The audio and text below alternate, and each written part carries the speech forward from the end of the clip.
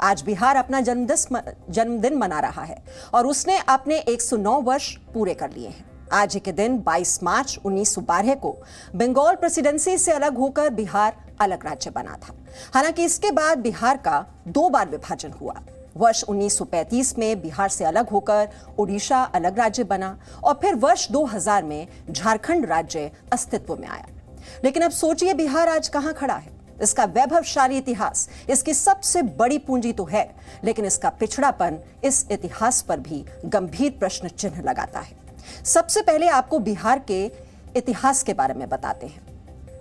भगवान बुद्ध को बिहार के गया में ही ज्ञान की प्राप्ति हुई थी और बौद्ध धर्म की शुरुआत भी बिहार की धरती से ही हुई।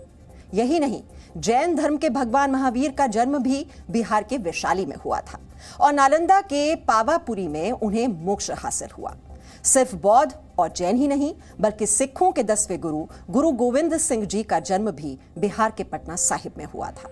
इसी बिहार की धरती पर सीता जी का भी जन्म हुआ। बिहार के सीतामढ़ी में आज भी सीता जी का जन्म स्थान है, जहां एक भव्य मंदिर है। देश का सबसे पुराना हिंदू मंदिर मां मुंडेश्वरी भी बिहार के कैमूर में है। कहा जाता है कि इसी जगह पर मां दुर्गा ने शुंभ निशुंभ के सेनापति चंड और मुंड का वध किया था। दुनिया को शून्य देने वाले आर्यभट्ट का जन्म स्थान बिहार का पाटलिपुत्र यानी आज का पटना ही माना जाता है। बिहार को वाल्मीकि आश्रम के लिए भी जाना जाता है। कहते हैं कि रामायण के रचयिता महर्षि वाल्मीकि ने इसी आश्रम में अपना कुछ समय बिताया था। उनके नाम पर ही इस जगह का नाम भी वाल्मीकि नगर पड़ा था और आज ये बिहार के पश्चिमी चंपारण का हिस्सा है। आज योग के लिए भले ही हरिद्वार का नाम सबसे पहले आता है, लेकिन विश्व को पहली योग यूनिवर्सिटी देने का गौरव भी बिहार के पास ही है। बिहार के मुंगेर जिले में वर्ष 1964 में सत्यानंद सरस्वती ने योग विश्वविद्यालय की स्थापना की थी। यही नहीं, दुनिया को लोकतंत्र का पहला पाठ बिहार ने ही पढ़ाया। बिहार के वैशाली में पहला लोकतंत्र स्थापित हुआ। तकरीबन 2600 साल पहले लिच्छवियों ने इसकी स्थापना की। वैशाली गणराज्य में राजा का चुनाव होता था, जिसे गणराजा कहा जाता था। इसी तरह वैशाली से ही भारत का दूसरा शहरीकरण शुरू हुआ था। यानी जिस बिहार ने भारत को शहरों में बदलना सिखाया, आज भी उस बिहार की 88% आबादी गांव में रहती है। बिहार अर्थशास्त्र की रचना करने वाले चाणक्य की भूमि है। चाणक्य के शिष्य चंद्रगुप्त मौर्य ने मगध साम्राज्य की नींव डाली। चंद्रगुप्त मौर्य के पोते अशोक सम्राट ने भारत के अलग अलग साम्राज्यों को जोड़कर एक किया और अखंड भारत पर राज किया और चाणक्य की वजह से ही पाटलिपुत्र से मगध साम्राज्य मजबूत हुआ। राष्ट्रपिता महात्मा गांधी की जन्मभूमि भले ही गुजरात हो, लेकिन उनकी कर्मभूमि बिहार रही। एक किसान के बुलावे पर महात्मा गांधी 1916 में चंपारण पहुंचे और 1917 में नील की खेती करने वाले किसानों पर हो रहे जुल्म के खिलाफ चंपारण सत्याग्रह की शुरुआत हुई। इसी तरह जयप्रकाश नारायण का जन्म उत्तर प्रदेश के बलिया जिले में हुआ, लेकिन उनकी कर्मभूमि भी बिहार ही रही।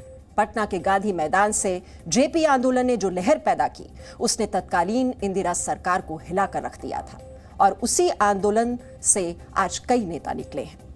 इसी बिहार की धरती पर रामधारी सिंह दिनकर, फणीश्वर नाथ रेणु, बाण भट्ट और विद्यापति जैसे कवि हुए। ये वो सुनहरे पन्ने हैं जिस पर बिहार गर्व करता है। लेकिन बिहार की एक तस्वीर ऐसी है जिसे देखकर बिहार बीमार लगता है। सोचिए, आज बिहार को किन बातों के लिए जाना जाता है? खस्ता हाल सड़कें, खराब स्वास्थ्य व्यवस्था, खराब शिक्षा प्रणाली और अपराध। ये सब चीजें आज बिहार की पहचान बन गई है। सोचिए, क्या आज अपने बच्चों को आप अच्छी शिक्षा दिलाने के लिए उन्हें बिहार भेजना पसंद करेंगे? इसका जवाब शायद नहीं में होगा। और ऐसा क्यों है, इसे हम आपको कुछ आंकड़ों के जरिए बताते हैं। बिहार में शिक्षा का हाल बहुत बुरा है। पूरे देश की साक्षरता दर 74% है, लेकिन बिहार में यह सिर्फ 63% है। देश भर में 23 बच्चों पर एक प्राइमरी टीचर है, लेकिन बिहार में 36 बच्चों पर एक प्राइमरी टीचर। इसी तरह पूरे देश में प्राइमरी क्लास में 17 बच्चों पर एक टीचर है, जबकि बिहार में 24 बच्चों पर एक टीचर है। बिहार में 18 से 23 साल के बीच के सिर्फ 15% स्टूडेंट्स ही हायर एजुकेशन के लिए जाते हैं, जबकि देश में ये औसतन 25% है। 2014-15 की एक रिपोर्ट के मुताबिक बिहार में सरकार एक बच्चे की शिक्षा पर साल में सिर्फ 5,000 रुपए खर्च करती है, जबकि हिमाचल प्रदेश में तकरीबन 40,000 रुपए खर्च किए जाते हैं। इन आंकड़ों के बाद हम आपसे एक बार फिर से यह पूछना चाहेंगे कि क्या ऐसी परिस्थितियों में आप अपने बच्चों को बिहार में पढ़ने के लिए भेजना पसंद करेंगे? यानी जो बिहार हर साल सबसे ज्यादा आईएएस, आईपीएस और इंजीनियर देश को देता है, वहां की शिक्षा व्यवस्था आईसीयू में नजर आती है। सदियों पहले बिहार में विक्रमशिला और नालंदा यूनिवर्सिटी बिहार की पहचान हुआ करती थी। अगर आज ये उस रूप में होती तो ऑक्सफोर्ड, कैम्ब्रिज, हार्वर्ड यूनिवर्सिटी की श्रेणी में आ सकती थी, लेकिन सरकारों की अनदेखी ने ऐसा होने नहीं दिया। बिहार का सांस्कृतिक वैभव छीनने के लिए हजारों षड्यंत्र हुए, हालांकि इसके बावजूद कोई भी इसे मिटा नहीं पाया। बख्तियार खिलजी ने 1199 में नालंदा विश्वविद्यालय में आग लगवा दी थी, क्योंकि वो बौद्ध धर्म के प्रसार को रोकना चाहता था। उस वक्त नालंदा यूनिवर्सिटी में इतनी किताबें थीं कि ये आग 3 महीने तक धधकती रही थी, और उस समय इसमें तकरीबन 10,000 विद्यार्थी और लगभग 2,000 शिक्षक थे, जो यहां पढ़ने के लिए भारत के साथ साथ कोरिया, जापान, चीन, तिब्बत, इंडोनेशिया और तुर्की से आते थे। हालांकि बिहार की शिक्षा व्यवस्था की बदनामी की और भी कई तस्वीरें हैं। टॉपर घोटाला आपको जरूर याद होगा। 31 मई 2016 को पैसों के दम पर एक लड़की को 10वीं का स्टेट टॉपर घोषित कर दिया गया था। बिहार में 27 इंजीनियरिंग कॉलेज, एक आईआईटी, एक एनआईटी और 5 मेडिकल कॉलेज हैं। फिर भी लोग अपने बच्चों को पढ़ने के लिए कोटा, जयपुर, चंडीगढ़ या दूसरे स्टेट में ही भेजते हैं। इसके पीछे की एक बड़ी वजह है इन कॉलेजों से उठता भरोसा। यानी मान लिया गया है कि बिहार का एजुकेशन सिस्टम खोखला हो चुका है और अच्छे से अच्छा संस्थान भी यहां किसी काम का नहीं रहता। यह सिर्फ सोच का फर्क है। बिहार में पलायन भी लगातार बढ़ता जा रहा है। लोग घर छोड़कर दिल्ली, महाराष्ट्र, गुजरात जैसे दूसरे राज्यों में जाना चाहते हैं, क्योंकि बिहार में भारत के दूसरे राज्यों की तुलना में पर कैपिटा इनकम यानी प्रति व्यक्ति आय सबसे कम है।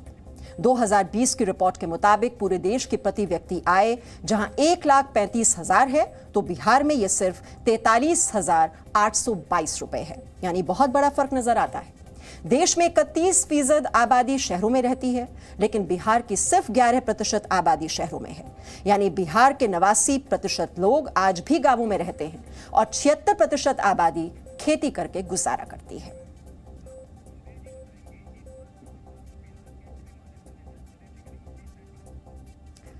और अब हम एक बार फिर से आपको दुबई लेकर चलते हैं सुधीर चौधरी के पास। और सुधीर जी, आपका भी इतना लंबा अनुभव रहा है और बिहार जिसका इतना वैभवशाली इतिहास रहा है, ये विकास की दौड़ में इतना पीछे क्यों है?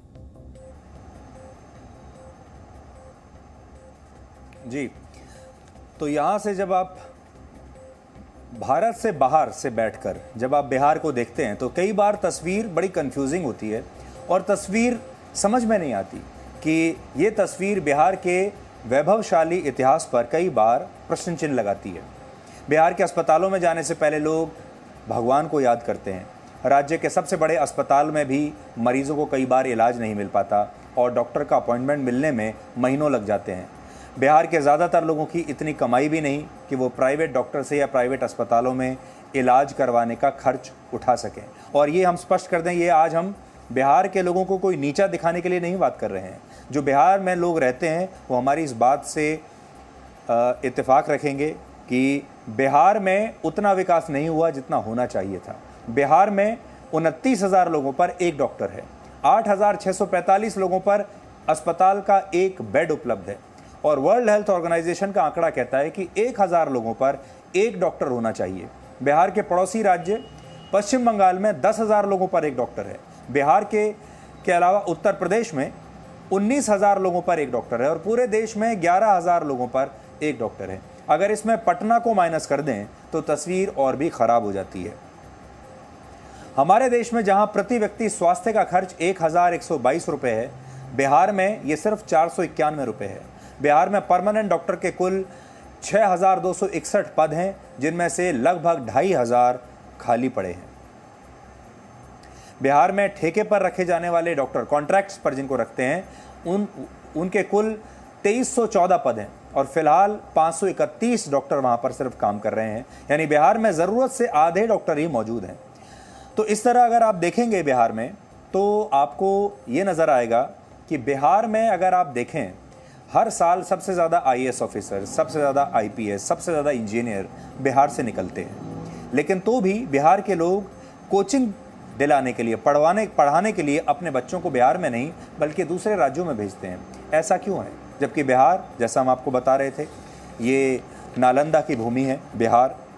आप सोचिए, बिहार चंद्रशेखर आज़ाद की भूमि है, यहाँ पर ये मौर्याज की भूमि है, गुप्त की ये जो मौर्यन एम्पायर है उनकी भूमि है, सम्राट अशोक की भूमि है। तो बिहार में ऐसी क्या कमी रह गई कि बिहार वैसा नहीं बन पाया जैसे कि बाकी जगह बन पाए। मैं यहाँ दुबई में बैठा हूँ। आप सोचिए, दुबई रेगिस्तान में बसाया हुआ एक शहर है जहाँ आज सब कुछ है। वाकई में इसे अगर आप कह सकते हैं, ये वाकई में एक दुनिया का कॉस्मोपॉलिटन शहर है। और रेगिस्तान के अंदर अगर इतना बड़ा फाइनेंशियल हब बन सकता है, रेगिस्तान में इतना बड़ा बिजनेस हब बन सकता है, दुबई में आज अगर आप देखेंगे तो चारों तरफ आपको ऐसा लगेगा कि आप दुनिया के वाकई में किसी बहुत बड़े शहर में आ गए हैं, जो कि एक ग्लोबल सिटी की तरह दिखता है। तो जब एक रेगिस्तान में इस तरह का शहर बसाया जा सकता है तो फिर बिहार में ऐसा क्यों नहीं हो सकता था? ये आज बिहार के लोगों को पूछना चाहिए, अपने आप से भी और अपने देश के, अपने राज्य के नेताओं से भी, कि दुनिया में सब कुछ चमत्कार हमने होते हुए देखे हैं। एक चमत्कार तो यही है जहाँ मैं खड़ा हुआ हूँ, लेकिन बिहार में ऐसा क्यों नहीं हुआ? क्या बिहार में कभी वो दिन आ सकता है जब लोग दिल्ली, मुंबई या बाकी जगहों से छोड़कर वापस बिहार लौट जाएं? असल में बिहार के लोगों के पलायन के पीछे एक बहुत बड़ा कारण है वहाँ नौकरी का नहीं होना और लोगों को सही मजदूरी ना मिलना।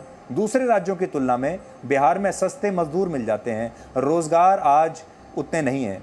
देश में सड़क निर्माण में प्रति व्यक्ति खर्च का आंकड़ा 118 रुपये है, लेकिन बिहार में सिर्फ 44 रुपये है। इसलिए आज जहां हम बिहार के लोगों को आज बधाई देना चाहते हैं बिहार के लिए, और बिहार के लोगों को बधाई देना चाहते हैं इस देश में उनके योगदान के लिए, लेकिन साथ ही एक सवाल भी पूछना चाहते हैं कि जिस राज्य का इतना ग्लोरियस पास्ट रहा हो हमारे इतिहास में, जहां जो शिक्षा का केंद्र रहा हो, जो धर्म का केंद्र रहा हो, जैसा कि मीमांसा ने अभी आपको बताया, जहां पर महात्मा बुद्धा ने ज्ञान प्राप्ति की हो, जहां पर जो गुरु गोविंद सिंह की भूमि रही हो, जहां पर खुदीराम बोस और चंद्रशेखर जैसे क्रांतिकारी रहे हों, वहाँ पर आज तक इतना विकास क्यों नहीं हो पाया? ये आज एक बड़ा सवाल है और ये सवाल हमारे देश के लोगों को और ख़ास तौर पर बिहार के लोगों को भी अपने देश के नेताओं से ज़रूर पूछना चाहिए। मीमांसा जी बिल्कुल सुधीर, जहां आप इस वक्त खड़े हैं और आपके पीछे जो चकाचौंध इस वक्त नजर आ रही है, और आपने कहा कि ये तो बिल्कुल चमत्कार है जहां पर आप हैं, और किस तरह से रेगिस्तान में एक इतना ज्यादा एक डेवलपमेंट जिस तरह से हुआ है। लेकिन दूसरी तस्वीर जो हम दिखा रहे हैं वो बिल्कुल इसके विपरीत है, जहां पर हम देख रहे हैं कि विकास की दौड़ में कहीं ज्यादा पीछे है। और कुछ और आंकड़े भी हम बता देते हैं दर्शकों को कि पूरे देश में सिंचाई और बाढ़ नियंत्रण की बात की जाए तो प्रति व्यक्ति जो औसत खर्च है वो वहां पर मात्र 200 रुपए का है। बिहार में ये और भी घट जाता है, ये 105 रुपए के आसपास है। करीब 6 महीने पहले ही बिहार चुनाव खत्म हुआ, जिसमें बेरोजगारी सबसे बड़ा मुद्दा था। किसी ने 20 लाख, किसी ने 10 लाख नौकरी देने का वादा किया, लेकिन बिहार में नौकरी है कहां? कभी बिहार हैंडलूम का हब हुआ करता था, भागलपुर सिल्क सिटी के नाम से जाना जाता था, जहां 10,000 से ज्यादा हैंडलूम और पारलूम चलते थे। इनमें से 90% से ज्यादा अब बंद हो चुके हैं। बेगूसराय में खाद कारखाना हुआ करता था, अब यह कारखाना बंद पड़ा है। रोहतास का डालमिया नगर सीमेंट उद्योग के लिए जाना जाता था, अब वो भी बंद पड़ा है। मुंगेर में 39 में से सिर्फ 9 बंदूक की फैक्ट्री बची हैं। सीमांचल के इलाके में जूट मिल हुआ करती थी, वर्षों पहले बंद हो चुकी है। गोपालगंज, सिवान, छपरा जैसे इलाकों में ज्यादातर चीनी मिल बंद हो चुकी है। बिहार की 60% आबादी युवा है, लेकिन पढ़ाई पूरी करने के बाद उसे ये पता ही नहीं होता कि नौकरी कहां और कैसे मिलेगी भी या नहीं मिलेगी, और इसीलिए वो बिहार छोड़कर दिल्ली, मुंबई जैसे शहरों की तरफ भागता है। आरबीआई की एक रिपोर्ट के मुताबिक बिहार के 50 लाख लोग, जी हां ठीक सुन रहे हैं आप, 50 लाख लोग पलायन करके मजदूर बन चुके हैं। बिहार के 7 जिलों के 58% लोग माइग्रेंट वर्कर बन चुके हैं। बिहार को लोग आज भी उसकी बेरोजगारी, पलायन, गरीबी और खराब सड़कों की वजह से ही जानते हैं। यहाँ की खराब स्वास्थ्य व्यवस्था की हालत 2019 में लोगों ने देखी, जब मुजफ्फरपुर में एंसेफेलाइटिस से बच्चे दम तोड़ रहे थे। कोरोना में सबसे बड़े अस्पताल पीएमसीएच में ऑक्सीजन तक नहीं मिल पा रहा था। बिहार भले ही ऐतिहासिक विरासत से समृद्ध हो, लेकिन यह भी उतना ही सच है कि बिहार आज देश में सबसे पिछड़ा हुआ है और अपराध के लिए भी बदनाम हो चुका है।